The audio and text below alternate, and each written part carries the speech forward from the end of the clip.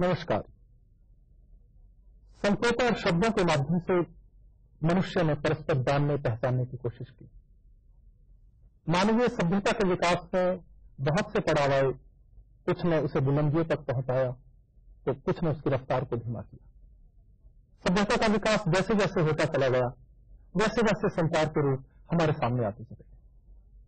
18वीं सदी में यदि संचार माध्यमों की रफ्तार कम थी तो औद्योगिक क्रांति के बाद हमारे यहां संचार माध्यमों में तेजी आई। वर्तमान संदर्भ में यदि हम कहें तो हमारे जीवन के क्रियाकलाप संचार माध्यमों के बिना अधूरे हैं। असंख्य सूचनाएं, समाचार विविध रूपों में हमारे सामने संचार माध्यमों के जरिए ही आ रहे हैं। आज जो परिदृश्य हमारे सामने उभर रहा है सूचनाओं को लेकर, उसमें ऐसा दिखाई दे रहा है कि सारा विश्व एक गांव में तब्दील हो रहा है। यदि भारत में हम प्राचीन काल की बात करें तो ये संचार माध्यम किन्हीं न किन्हीं रूपों में हमारे सामने उपस्थित थे। लोक कलाएं, शिल्प, संगीत से लेकर बहुत से ऐसे रूप थे जो लोक कलाओं के रूप में, लोक संचार के रूप में हमारे यहां थे। और आधुनिक समय में ये रूप टेलीविजन, इंटरनेट, रेडियो और फिल्म, इन माध्यमों के जरिए हमारे सामने। संचार माध्यमों के इन महत्वपूर्ण पक्षों पर चर्चा करने के लिए आज हमारे यहां स्टूडियो में आमंत्रित हैं राष्ट्रीय पत्रकारिता विश्वविद्यालय भोपाल के कार्यकारी निदेशक प्रोफेसर रामशरण जोशी एवं mass communication research centre Jamia Millia Islamia की प्रोफेसर अभिलाषा कुमारी। पारंपरिक संचार माध्यमों का जो उपयोग हमारे समाज में है, प्रोफेसर जोशी, मैं जानना चाहूंगा कि उसकी आज क्या प्रासंगिकता है? देखिए, संचार माध्यम पारंपरिक हो या आधुनिक, प्रासंगिकता है, इसीलिए हम बात यहाँ कर रहे हैं। आज जब हम लोग आधुनिक संचार के युग में हैं तो ऐसे में परंपरागत या पारंपरिक संचार माध्यमों की प्रासंगिकता पहले से अधिक हो गई है, लेकिन इनका रूप जो है, रूप, प्रयोग और प्रभाव और संदेश चारों बदल गए हैं। उदाहरण के लिए कि एक समय था कि जब हम लोग रामलीला, रासलीला, जी, पांडवानी, जी, और आपके नौटंकी, कथा वाचन, इन सब का उपयोग इसलिए करते थे कि समाज को एकजुट रखने के लिए। इसके साथ साथ कुछ संदेश देने के लिए। तो कौन सा संदेश? उस जमाने में अगर हम, जैसे कि आपने 18वीं सदी की बात की, लेकिन हम लोग उससे पहले से भी लोग मध्ययुगीन काल से, मध्ययुगीन काल में जो भक्ति आंदोलन चला उसने सिर्फ लोक संचार माध्यमों का जन जागरण के लिए प्रयोग किया और सबसे अधिक प्रयोग आपको कबीर के यहाँ देखने को मिलता है। लेकिन इतना पीछे हम लोग ना जाए, आज भी जाए तो आज भी इनकी प्रासंगिकता हम लोग कठपुतली के रूप में देखते हैं। आज भी इनकी प्रासंगिकता हम लोग जो आधुनिक संदेश कृषि प्रधान समाज में जब ले जाते हैं तो वह आधुनिक संचार साधन उतने प्रभावशाली सिद्ध नहीं होते हैं जितनी कि, जैसा कि मैंने बताया, रामलीला, स्वांग, बायोस्कोप, कठपुतली, इसके माध्यम से हम लोग आधुनिक संदेश को देते हैं। और 5वें और 7वें दशक तक, जो 1950 से 1970 के बीच, तो हम लोगों ने सोसाइटी के आंदोलन के मामले में, स्वास्थ्य मामले में हम लोगों ने ये परंपरागत संचार माध्यमों का ही प्रयोग किया। और आपको याद हो, मैं याद दिला दूं, सॉन्ग एंड ड्रामा डिवीजन एक हुआ करता था और आज भी, और उसमें उन्होंने इसी का प्रयोग किया। हर राज्यों का अपनी छोटी छोटी टोलियां होती थी, सांस्कृतिक टोलियां होती थी, जो कि रामलीलाओं के माध्यम से, नाटकों के, नौटंकियों के माध्यम से इसका प्रयोग करते जी। लेकिन सूचनाओं का जिस तरीके से हमारे यहाँ एक विस्फोट हो रहा है, उसमें अभिलाषा जी आधुनिक जो संचार माध्यम है उनके सामने किस तरीके की आप चुनौतियां देखती हैं? जनसंचार के जो माध्यम है उनके सामने सबसे बड़ी चुनौती है हमारे देश में तो जनता तक पहुंचना। जनता के पास क्या ये टेलीविजन सेट्स हैं, ये रेडियो हैं, ये पढ़ने की क्षमता है जो इन संचार माध्यमों का उपयोग करने के लिए अति आवश्यक है। सबसे बड़ी चुनौती तो यही है। पर पिछले दशक में जन संचार माध्यमों ने धीरे धीरे अपना जो दायरा है वो काफी फैला लिया है और गांव का एक तरह से शहरीकरण उस तरीके से नहीं कि गांव शहर हो गए, तो जो एक जनसंचार के माध्यम से एक शहरी सोच है वो बहुत हद तक गांवों तक पहुंची है। पर अभी भी जनसंचार माध्यमों का कि वो पकड़ नहीं होती कि वो हर व्यक्ति, हर जनता के हर उस कोने तक पहुंच सके जहां तक उसका पहुंचना आवश्यक है। वो परिवेश बदल रहा है जैसे अभिलाषा जी ने कहा कि अब गांव शहर की तरफ भाग रहे हैं या ये जो सारा परिवर्तन हो रहा है, इसमें कहीं आपको ऐसा नहीं लगता कि जो पारंपरिक संचार माध्यम है और आधुनिक संचार माध्यम है उनमें एक तरीके का कोई टकराव की स्थिति बन जाएगी यदि ऐसा रहेगा? नहीं, टकराव तो खैर मैं रूप में नहीं देखता। अब जैसे कि मैं आपको बात बताऊं कि ये एक चीजें जो हम लोग भूल रहे हैं वो है कि संचार माध्यमों का उपयोग हम लोग किसी सकते हैं कि उसमें क्या चीज मैटर करती है, वो है उसका कंटेंट, कथा वस्तु, कि हम कौन सी कथा वस्तु या क्या चीज हम समाज तक पहुंचाना चाहते हैं, उसके लिए कौन सा माध्यम उपयुक्त है, ये महत्वपूर्ण है। मतलब आप देखेंगे कि पल्स पोलियो के प्रचार के लिए या अखबार का, टीवी का इस्तेमाल होता है, लेकिन वहीं मैंने गांव में देखा है कि वहां उसके गानों के लोकगीतों के माध्यम से पल्स पोलियो का प्रयोग किया गया।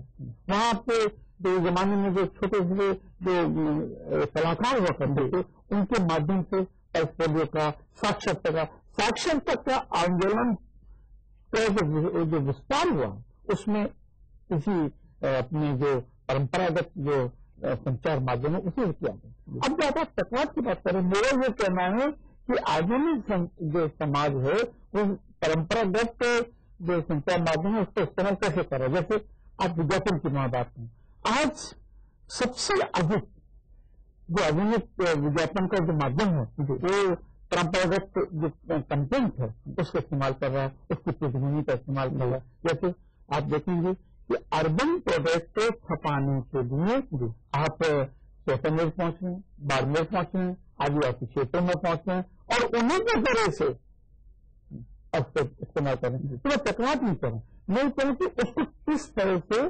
समाहित करना, उसको समायोजित करना या एडॉप्ट करना। और मैं मानते चलता हूँ बात में ठीक है कि कोई स्थिर नहीं है, उसका रूप बदलता।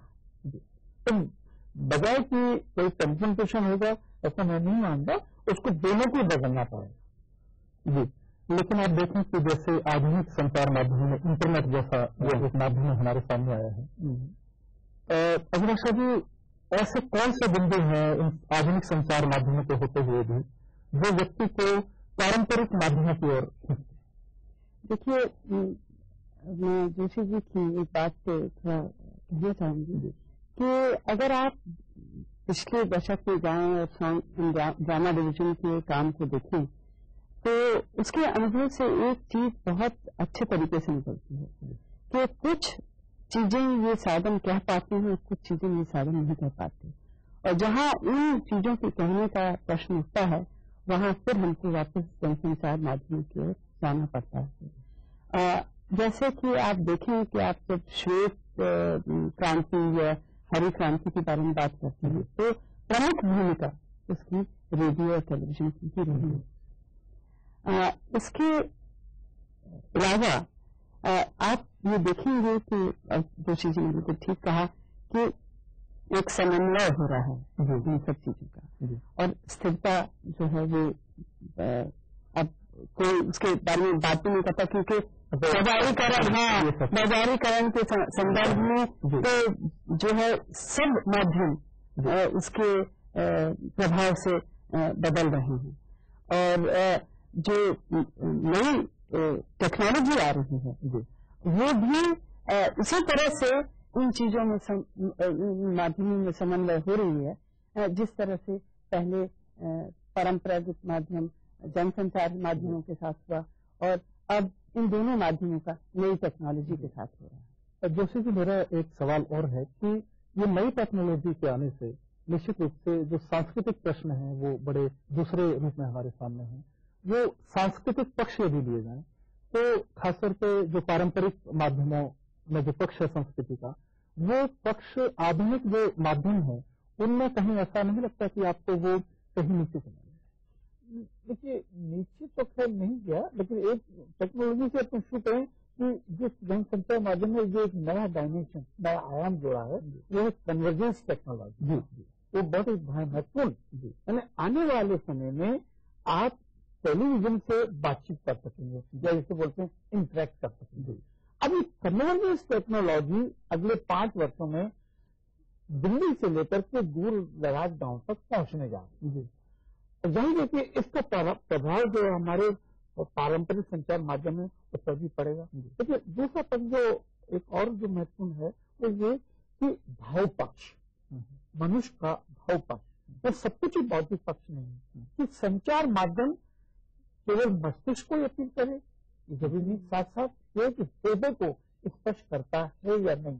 अब ये महत्वपूर्ण भूमिका ये कि महानगर में बैठा हुआ व्यक्ति यानी आप और हम जिस ढंग से रिएक्ट करेंगे तो जरूरी नहीं है कि जो गांव में जो बैठा हुआ व्यक्ति है उसी ढंग से रिएक्ट करे। इसलिए ये संचार माध्यम को देखना पड़ेगा कि उसकी टारगेट ऑडियंस कौन सी है। एक और मैं आपको जानकारी दे दूं कि आदिवासी क्षेत्रों में इंटरनेट पहुंच चुका है। आपको बताऊं अब वहां हो क्या रहा है कि इंटरनेट के माध्यम से आदिवासी क्षेत्रों की चीजों को बाहर भेजा जा रहा है। मोटा उदाहरण कि हलवा, अब जैसे हलवा को आप रोमन में वो बदल रहे हैं और उसको रोमन से सीधा बाहर जा रहा है समझ। तो ये एक नया डायमेंशन इसका सामने आ रहा है और इससे हम लोग बच नहीं सकेंगे। तो भाव पक्ष, बुद्धि पक्ष और तकनीकी पक्ष और इसके साथ साथ किस संदर्भ में और क्या कथन है कंटेंट जिसे बोलते हैं इन सब को देख करके ये हमको आगे बढ़ना पड़ेगा। देखिए एक प्रश्न आप भूल रहे हैं कि आखिर जनसंचार माध्यम का मूल मकसद क्या है कि समकालीन स्थितियों में एक गुणात्मक परिवर्तन लाना और एक गुणात्मक हस्तक्षेप कर दीजिए। ये देखना पड़ेगा कि परंपरागत संचार साधन और आधुनिक संचार साधन क्या वो भूमिका निभा पा रहे हैं या नहीं। लेकिन मैं एक मिनट इसको इस बात पे चर्चा करना भाव पक्ष के बारे में चर्चा करना चाहूंगी। अक्सर ये कहा जाता है और ये केवल परंपरागत माध्यमों के बारे में नहीं पर जनसंचार के माध्यमों के बारे में भी कहा जाता है कि स्तर में गिरावट। हर पीढ़ी ये महसूस करती है कि जो परिवर्तन आता है वो किसी तरह से स्तर में गिरावट का कारण हो सकता है पर जो नई पीढ़ी है वो उसको उस नजरिए से नहीं देख सकती। अब आप परंपरागत साधनों में भी देखिए जो चीजें लोगों के हृदय को स्पर्श करती थी 20 साल पहले, क्या वही चीजें आज भी उनके हृदय को उसी तरह स्पर्श करती हैं? उसमें परिवर्तन आया है। अगर उसमें परिवर्तन आया तो उस स्वरूप में भी परिवर्तन आया होगा। जैसे कि मैं एक बात कहूँ कि जो आज माइथोलॉजी का जो इस्तेमाल टीवी पर हो रहा है तो उसका कमर्शियल इस्तेमाल हो रहा है, क्या ये कल्पना हम लोग 50 साल पहले कर सकते थे? लेकिन जोशी जी इसमें एक बात मैं कहना चाहूंगा कि कहीं आप ये परिवर्तन और प्रयोग करने की प्रक्रिया में ऐसा ना हो कि हम जो इसके खासतौर पे पारंपरिक माध्यम के जो मूल रूप थे उसको ना हम भुला बैठे, कहीं उस पर जो बाजार की जो आपने बात की वो ना हावी हो। देखिए मूल्यों का जहां तक सवाल है, मूल्यों की जब आप बात करते हैं तो आप ऐसे ये नहीं सोच के चलते कि वही मूल्य हमेशा के लिए सर्वव्यापी है। जोशी जी, एक और महत्वपूर्ण बात है कि हमारे यहाँ बहुत से ऐसे व्यक्ति हुए हैं जैसे इब्राहिम अलका जी साहब, हबीब तनवीर साहब, बलवंत गार्गी, जिन्होंने पारंपरिक रूपों को निश्चित रूप से एक नई दिशा दी।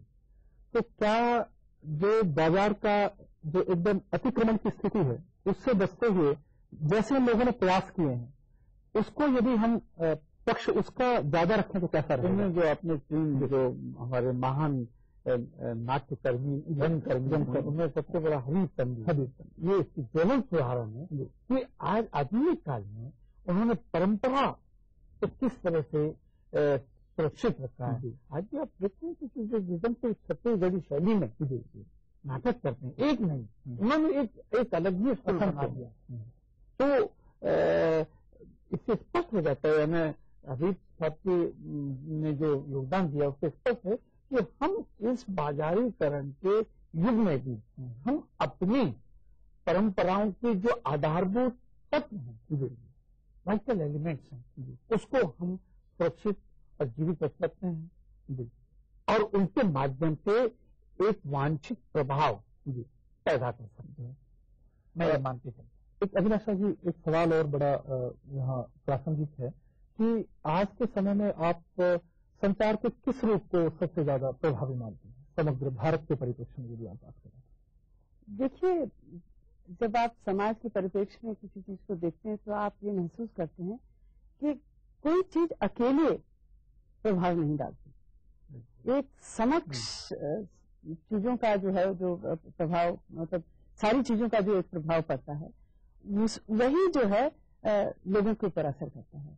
जैसे कि मान लीजिए जनसंचार माध्यमों का अगर असर पड़ रहा है तो परंपरागत माध्यमों का भी संचार माध्यमों के द्वारा उसका आपके ऊपर असर पड़ रहा है और परंपरागत माध्यमों के ऊपर संचार माध्यमों का असर पड़ रहा है।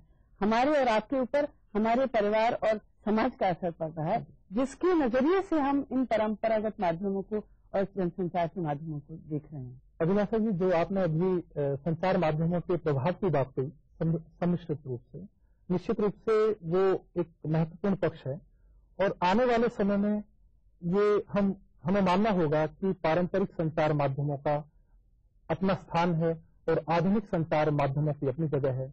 इन दोनों के मिश्रण से निश्चित रूप से हम संचार के क्षेत्र में एक नई धारा का सूत्रपात कर सकेंगे, ऐसी हमें उम्मीद है। प्रोफेसर जोशी, आपका यहाँ आने पर मैं हार्दिक धन्यवाद करता हूँ और अभिलाषा जी, आपने भी हमें समय दिया, आपका बहुत बहुत धन्यवाद।